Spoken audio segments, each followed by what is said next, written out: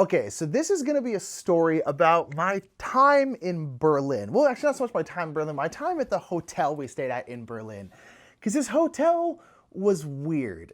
And there was a lot of like weird people in the hotel. But no, it's the place we stayed at in Berlin is the context of this story and the main meat of the story, because the place we stayed at was super weird, and the people there were super weird.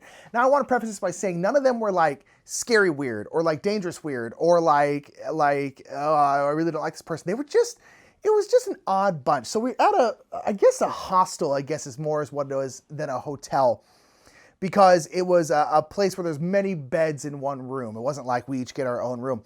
So in this room, there was, I think, 4 bunk beds in the first room, and then there's a door, and then there's a little back room. That back room had like 1 bunk bed and 3 like singles. And this was also the first time that Natalie and I, who was the person I was traveling with, we ever had to separate. Almost always we slept where she was on the bottom bunk, I was on the top bunk. That was always our sleeping order. And we like to be near each other also just because like, safety's sake. Frankly, she's a woman traveling in Europe. It can be kind of dangerous and stuff like that, but having me there made her feel safer. I felt better, you know, and so we always chose the same bunk. We never really separated when we slept. It just made us both comfortable. So this is the first time we had to separate. There was 1 bed available in the first room and then 1 bed available in this back room. And she elected to go into the back room. I elected to go in the first room. So we actually had to separate, which is not really part of the story, but it was just something that happened there as well. But nonetheless, this was a hotel or a hostel where just like no one wore pants. Like no one. It was the rule of the place apparently was no pants all day. We don't do pants. Apparently we missed the memo. We missed the placard outside saying no pants hostel, because that was seemed to be the rule. And when we first got in, we roll into our hostel. We go lug our bags up the stairs. We get into our room, and there is like it's probably like mid to late 50s French lady sitting on the top bunk of the bed closest to the door. And she is obviously pantsless. She has no pants on. She's just in her underwear and then like a shirt. And she is sitting, no joke, sitting on her back, like reading or on her phone or something like that. And she's just like this, just kicking it, doing whatever. And we walk in and we're immediately just like, open the door and been like, oh, okay. So this is our situation here. This is fun. So we walk in, we're like, oh, hey, trying to like not look at the top bunk because we could just see everything because she's in just her underwear and legs just kicking it, just being old and French and not giving one F. And honestly, power to her, because you know what, why not? But so we walk in, we're just like, oh, okay, cool. Like that's fine. You meet weird people like on your travels, that's gonna happen. And so we're like, okay, that's fine. And so we go and we get settled. And this French lady just never wore pants. She was very anti-pants. So we thought maybe this was like a one-time thing. We're like, oh, maybe it was just hot or something like that. And she decided to go pantsless, and she's just like old and French and doesn't care. And Americans have weird things about nudity, and they're like, whatever, I don't have any pants on. It's not a big deal, which is kind of true. And so we were like, okay, maybe it's a one-time thing. And so she at one point gets down off the top bunk and goes like, excuse me, I'm going to go, this is my French accent, I'm going to go down to the lobby, I'm going to get a Snickers bar, because I really like Snickers bar. Would anybody like anything? Would anybody like a Snickers bar? Or would you like a soda or anything like that? And we're all like, oh no, we're cool, French lady. Like thank you so much for offering, but like we're good. She's like, okay, I'm going to go to the Snickers bar. And then she gets like a skirt, it's like a pencil skirt, and she puts her skirt on, and we're like, okay, cool. So she has pants on now, it's great. And then she goes down to the lobby, and then proceeds to get a Snickers bar. And then when she comes back, Snickers bar in tow, pumped, got a Snickers, caramel, nuts, chocolate, what's not to love, Snickers. And then she gets it, I have the Snickers bar. And then she goes over to her bed, and then boom, pants straight off, climbs up the top bunk, Snickers bar in hand, boom, resume the position. Just now it's just plus a Snickers. That's all. And it was just, and we're just like, oh, okay, so this is how this lady rolls. She is no pants all day. And there's multiple times where she would leave, put on pants, and the second she would get back, pants off get back up the top bunk. And we were just like, oh, okay, cool. So this lady's just like old and French and doesn't care. And I'm just like, what is this lady's life? Like, I just assumed that like she went to like the prime minister of France. She went to Macron. Macron was not the prime minister back then, but screw it. This story doesn't make sense anyway. She goes into the prime minister. She's like, Mr. Prime Minister, there are two things that I love in the world. I love Snickers bars and I love to not wear pants. And so I tell you, Mr. Prime Minister, I has all the Snickers bar I could ever need. And I am never going to wear pants again. And then the prime minister looks her dead in the eye and he's just like,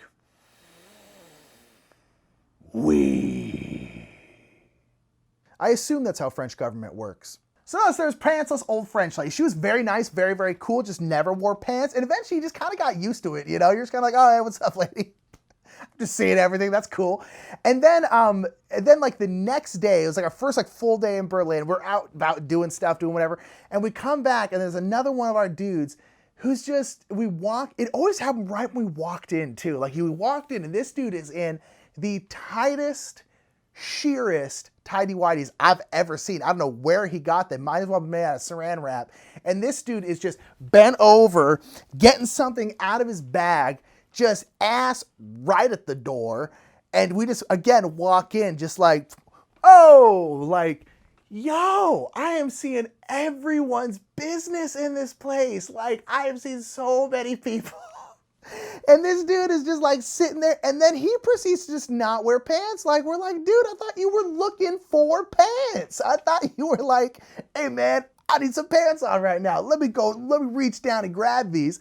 Oh, there's people walking in. Oh, it's okay. I'll have pants on in a second. It'll be fine. No, was probably looking for a Snickers bar to give to this lady or something like that.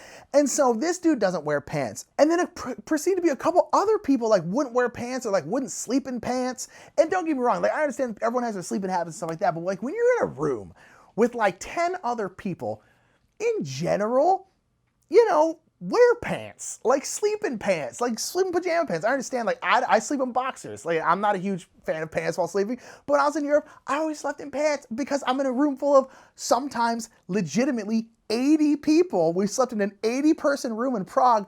I'm not gonna be that dude just like not wearing pants. And there was a number of people who like didn't wear pants. And then it all culminated, of course, into this. And I actually wasn't even there for this. This was only when Natalie was there. Because I left to go to Norway a day earlier than her because she was stopping, I believe, in Denmark to see some relatives, and I was going up to Norway, and then we met back in Norway like a day later. But no, it's like I left, and she was in Berlin one day longer than me. And so she's at the hostel, and with a bunch of other people, and they're all sitting there, and there's like the bathroom was like here, and then there's like a little like not a little kitchen. It was actually nice. He had a little kitchen. You can cook some food if you want to. There's a bathroom, little kitchen. There's like a little like dining room kind of table, a little small square table, and then through the doorway, and then over here was like the big room, and then the back room. So Natalie was like sitting at the table with like a couple other people there, and then some dude just comes out of the bathroom, out of the shower, just straight ass naked, like completely naked, and then just like walks over to his bag and then like starts to go get stuff out of his bag and then stands up, turns around to everyone else in the room. He goes like, oh, sorry.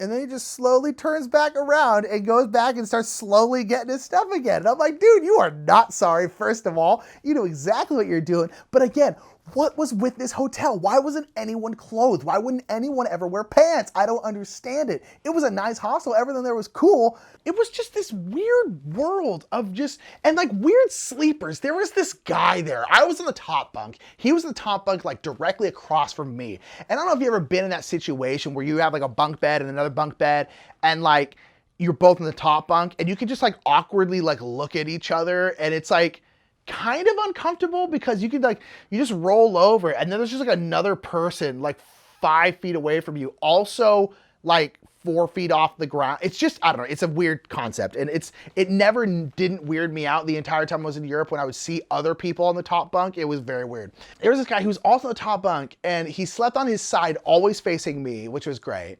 And he slept a different way every night. And what I mean by that is he was a loud sleeper.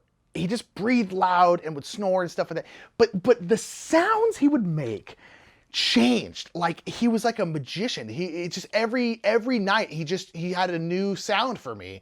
And it caused me to lose sleep because I was so confused by the whole thing. Because every night it would be different. So the first night, it was very much like kind of like a normal snore, like just staring at me all night.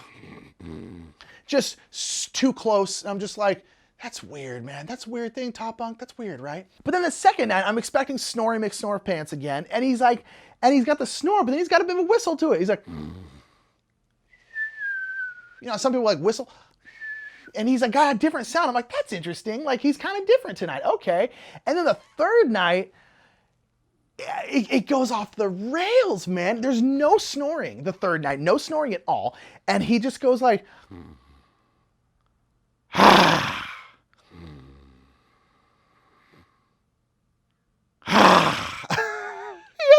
such a weird, like, do that all night, just staring at me. Like, I'm this way, he's looking like,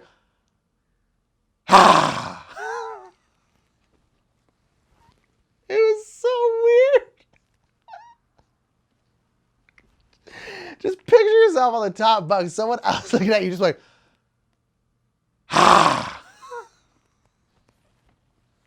and then the next night it was something different. And the next night he went back to snoring, whistling. This place was so weird. It was such a nice place, honestly. And the people were really lovely. And it's like, me talking about it this way sounds like it was bad. It wasn't really bad. The naked guy was weird, but I wasn't even there for that. But it's like, it wasn't necessarily bad. It was just weird. And everyone was super weird. And it was great. Like, I don't know. It was a fun time, honestly, that my trip in Berlin. And that's not even talking about Berlin itself, which was, again, amazing. PBD is real. Post-Berlin depression was a real thing. Yeah, it was just wonderful. We stayed at this hostel. I don't remember what it was called, but I remember that everything in there was orange, which was interesting. But yeah, it was a cool place. So that's my story about the hostel I stayed at in Berlin. I love Europe. If you ever have a chance to go on these big trips, whether it's to Europe or somewhere else, just do it because you get stories. There's so many stories we're going to tell, Mike and I, are about our trips to Europe because of the fact that you just meet weird people and you get good stories, and it's wonderful. And it's a trip where if you're lucky enough to be able to do it, you know, even if it's for 2 weeks, you know, anywhere, you know, go to Canada. I mean, don't go to Canada, but you know, go somewhere else. But yeah, so that's my my trip to Berlin in the hostel wise, and it was great. It was great. And that old French lady, I know she's not wearing pants at this exact moment. And you know what? Like, that's kind of beautiful, man. Like, I respect it, and I'm with it. Good for her. I'm proud of her. I'm very proud of her. So yeah, so that's gonna be it. Thank you so much for joining me. This is Story Time with Nick Murphy, the Brothers Murph, and we'll see you later. Hey, I'm closer to the camera now. That's awkward. Thanks so much for watching that story. If you enjoyed it, please make sure to go down and comment your favorite part about the story down in the comments below and hit that thumbs up button. It helps out a lot. Hit that subscribe button as well. You know what to do. It's YouTube. Everyone here uses YouTube every single day. You know what you're doing. I love it. You're the best. We'll see you later.